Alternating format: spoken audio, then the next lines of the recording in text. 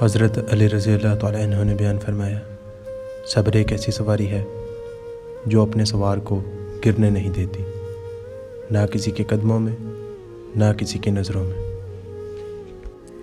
حضرت علی کرم اللہ وجہ کریم نے بیان فرمایا، تم گلاب کا پھول بن جاؤ، کیونکہ یہ پھول اس کے ہاتھوں میں بھی خوشبو چھوڑ جاتا ہے جو اس کو مسل کے پھینک دیتا ہے۔ حضرت علی کرم اللہ وجہ کریم نے بیان فرمایا، کسی کو چاہنا ہو تو دل سے چاہو، زبان سے نہیں، اور کسی پر غصہ کرنا ہو تو زبان سے کرو، دل سے نہیں۔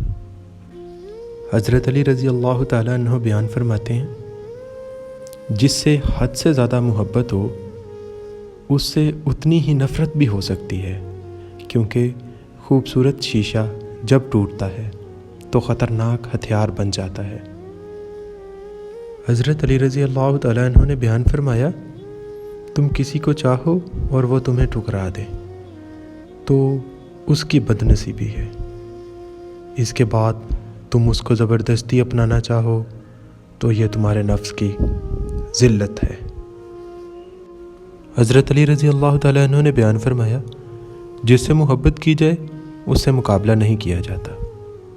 کسی کو پا لینا محبت نہیں، بلکہ کسی کے دل میں جگہ بنا لینا محبت ہے۔ حضرت علی کرم اللہ وجہ کریم سے ایک مرتبہ ایک شخص نے پوچھا، اگر کوئی اپنا ہمیں بھول جائے تو کیا کیا جائے؟ حضرت علی کرم اللہ وجہ کریم نے بیان فرمایا، اگر کوئی اپنا ہو تو کبھی نہیں بھولتا، اور کوئی بھول جائے تو وہ اپنا نہیں ہوتا۔